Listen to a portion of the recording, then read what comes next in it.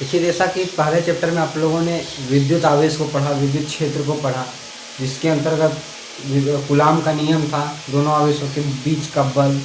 फिर इसके बाद आप लोगों ने विद्युत फ्लक्स पढ़ा, गॉस का प्रमेय पढ़ा, विद्युत द्विध्रुव के कारण विद्युत क्षेत्र ज्ञात किया, और गॉस के प्रमेय के आधार पर किसी लंबे अनंत लंबाई तार के लिए या फिर किसी समतल चादर के लिए या किसी गोले के लिए विद्युत क्षेत्र ज्ञात करने के हेतु जो भी व्यंजक प्राप्त किए पढ़े आप लोग, वो सब आप लोग पूरा रिपीट कर लीजिए। ठीक है, उसका एक नोट्स तैयार कर लीजिए, और आप लोगों का मैं उस टॉपिक से रिलेटेड क्वेश्चन दूंगा, आप उसे सॉल्व करके भेजिएगा। ठीक है, तो फिलहाल के लिए अब जो हमारा टॉपिक है वो टॉपिक यह है कि आप लोग दूसरा चैप्टर पढ़ेंगे। दूसरा चैप्टर है वो हमारा क्या है, इलेक्ट्रोस्टैटिक्स, पोटेंशियल एंड कैपेसिटेंस, स्थिर विद्युत विभव और धारिता।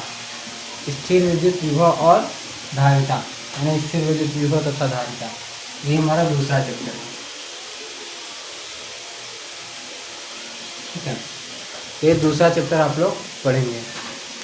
और दूसरे चैप्टर के अंतर्गत सबसे पहले आप लोग को इसका इंट्रो कराते हैं कि इलेक्ट्रोस्टैटिक्स का मतलब होता है स्थिर वैद्युतिकी, बताए थे स्थिर वैद्युतिकी।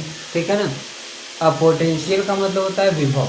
विभव क्या होता है, ठीक, विभव क्या होता है, तो किसी भी एकांक आवेश को अनंत से किसी बिंदु तक लाने में किया गया कार्य, उस जो कार्य है वो उस बिंदु पर विभव कहलाता है। कभी कुछ नोट मत करिएगा, अभी जो मैं बता रहा हूँ उसको सिर्फ सुनो कि किसी एकांक आवेश प्लस एक खुला आवेश को अनंत से किसी बिंदु तक लाने में विद्युत क्षेत्र द्वारा किया गया कार्य, क्योंकि आवेश लाया जा रहा है। अगर वो विद्युत क्षेत्र किसी धनावेश के कारण है तो जो आवेश लाया जा रहा है वो प्रतिकर्षण होगा, और अगर ऋणावेश के कारण है तो आकर्षण होगा। ऐसी स्थिति में विद्युत क्षेत्र द्वारा जो कार्य किया जाता है वही कार्य उस बिंदु पर विद्युत विभव के रूप में प्राप्त होता है। ठीक है ना। तो सबसे पहला हमारा हेडिंग कौन सा होना चाहिए, विद्युत विभव, इलेक्ट्रिक पोटेंशियल।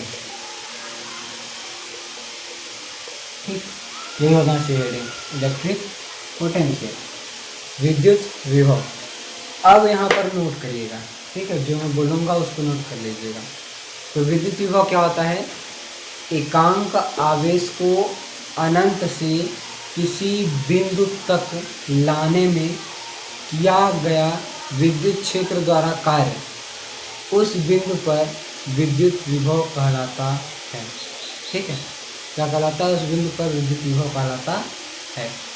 ये हो गया, ठीक है ना, क्लियर है, नो डाउट। अब दूसरा टॉपिक क्या है, अगर आपको और अच्छे तरीके से लिखना है तो वीडियो को पीछे करके आप पॉज करके आप लिख सकते हैं। अब इसके बाद आते हैं, पहला हेडिंग है इलेक्ट्रिक पोटेंशियल। अब आते हैं इलेक्ट्रिक पोटेंशियल डिफरेंस।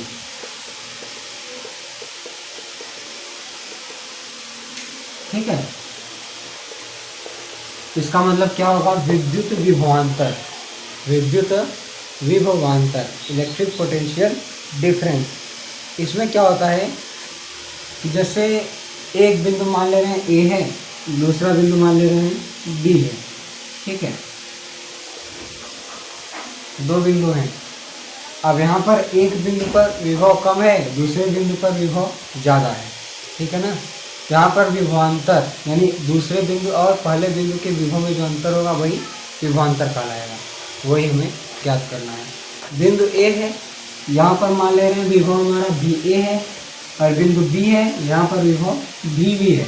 ठीक है ना, यहाँ का विभव कम है, यहाँ का विभव ज़्यादा है, मान ले रहे हैं। ठीक, ऐसा मान लिया जा रहा है कि यहाँ का विभव कम है और यहाँ का विभव ज़्यादा है। ठीक है, तो क्या होता है कि जब दोनों विभव में अंतर ज्ञात किया जाता है, तो इसके ऊर्जा में भी अंतर प्राप्त होता है। ठीक है, अपॉन क्यों,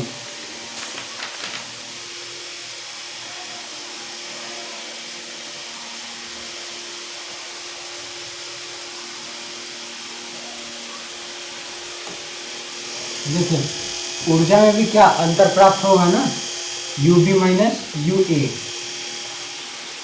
अपॉन क्यू। इस प्रकार से जब विभवांतर हो रहा है यानी विभव में अंतर होगा तो ऊर्जा में भी क्या होगा, अंतर होगा।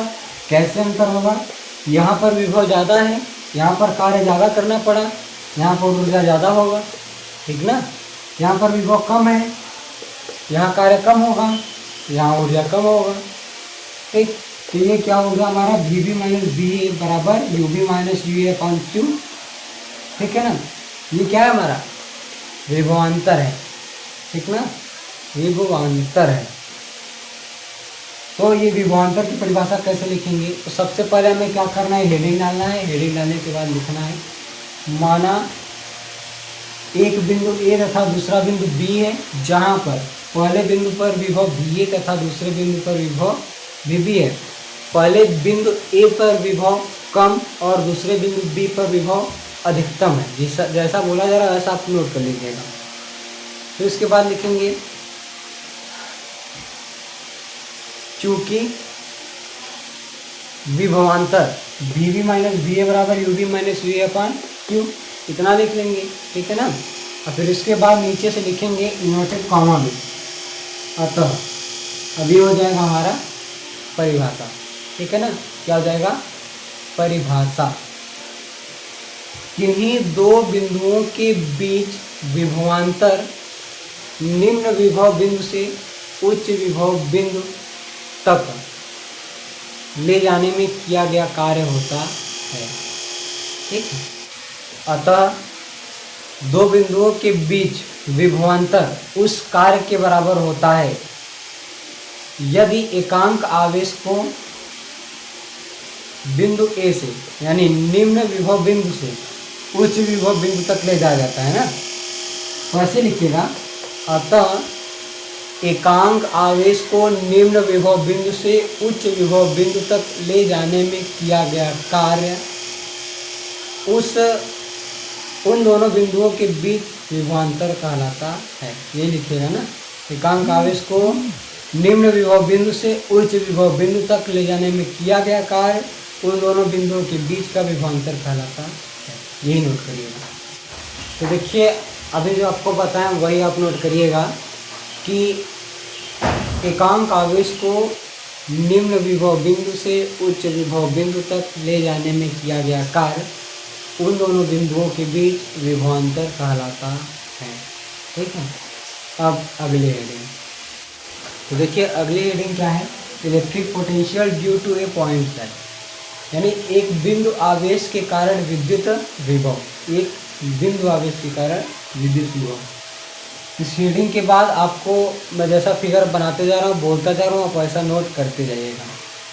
माना एक धनावेश Q एक बिंदु A पर रखा गया है तथा उससे R दूरी पर एक बिंदु P है जहाँ पर हमें विभव ज्ञात करना है तथा एकांक आवेश जो कि अनंत पर है। ऐसे एकांक आवेश जो कि अनंत पर है P डैश, ठीक है ना। ये प्लस एक कूलम आवेश है जो कि अनंत पर है, बिंदु P तक लाया जाता है। इसे लाने में विभव ज्ञात करना होगा, ठीक है ना। जो भी कार्य किया जाएगा वैसे विभव ज्ञात कर लेंगे। तो क्या लिखेंगे, माना एक बिंदु आवेश Q बिंदु A पर रखा गया है तथा एक एकांक आवेश जो कि अनंत से बिंदु P तक लाया जाता है और ऐसा लाने में जो भी कार्य किया जाता है उसी कार्य से हम विद्युत विभव ज्ञात करते हैं। नोट कर लीजिएगा, माना एक आवेश Q बिंदु A पर रखा गया है तथा एक एकांक आवेश अनंत से बिंदु P तक लाया जाता है और विद्युत विभव ज्ञात किया जाता है। देखिए क्या होता है, देखिए चूंकि एक कूलम आवेश Q आवेश पर कार्यरत बल के विरुद्ध कार्य करके अनंत से बिंदु P तक लाया जाता है। ये बिंदु P पर लाया जाता है ना, ठीक। क्योंकि एक कुलाम आवेश यानी जो एकांक आवेश वो अनंत पर है और वह बिंदु Q के कारण जो बल उत्पन्न हो रहा है उसके विरुद्ध कार्य करके लाया जा रहा है, उसके विरुद्ध हम कार्य करके ला रहे हैं, ठीक है। और क्या होता है, जो विरुद्ध कार्य करके ला रहे हैं तो कार्य हमारा कैसा होगा, ऋणात्मक होगा। तो ऐसे थोड़ा सा वर्क डेल वर्क करते हैं और F बल लगाते हैं, F बल लगाते हैं तो डेल आर यानी थोड़ी दूरी पर विस्थापित होता है। तो ऐसे थोड़ा थोड़ा कार्य हम करते जाएंगे, बढ़ाते जाएंगे।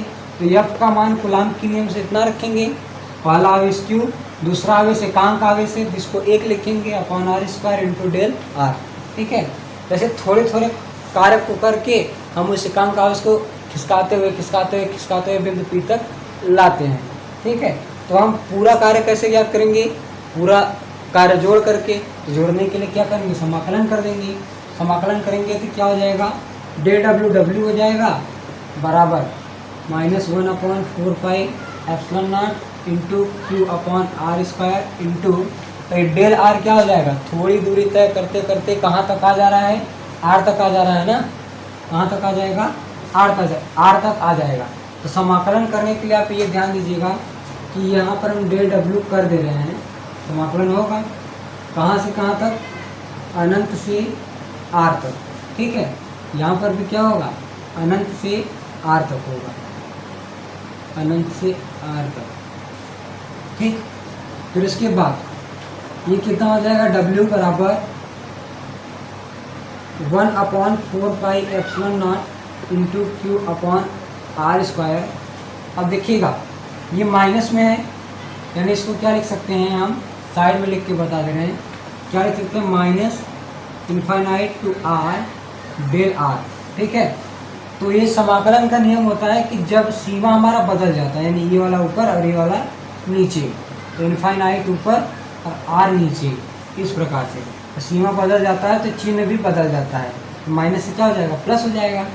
तो हम इस सीमा को क्या कर दे रहे हैं, इनफाइनाइट ऊपर और आर को नीचे, डेल आर, ठीक है ना।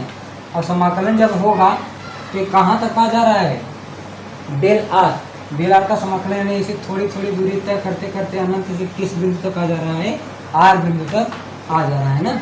जब आर बिंदु तक आ जा रहा है तो कितना लिखेंगे, W बराबर 1/4πε0 into Q upon R square into R, ठीक। अब एक आर से एक आर कैंसिल हो जाएगा, W बराबर 1/4πε0 इंटू Q अपॉन आर, ठीक। अब नीचे से लिखेंगे चूँकि यही कार्य, ये लिख लीजिएगा, नोट कर लीजिएगा, यही कार्य बिंदु P पर विद्युत विभव के रूप में प्राप्त होता है, अर्थात विभव V बराबर 1/4πε0 इंटू Q अपॉन आर, यही फार्मूला होता है। यहाँ पर क्या लिखना है, चूँकि यही कार्य बिंदु P पर विभव के रूप में प्राप्त होता है, अतः विभव V बराबर 1/4πε0 इंटू Q अपॉन आर, इतना नोट कर लीजिएगा, नोट करिए। अब पूरा देखिए, आप लोग का अच्छे से तैयार होना चाहिए, इतना आप लोग नोट करिए, अच्छे से तैयार करिए। इसमें मैं कुछ क्वेश्चन करके तब आपको आगे का पढ़ाऊँगा, ठीक है। अच्छे से तैयारी कीजिए, ओके, धन्यवाद।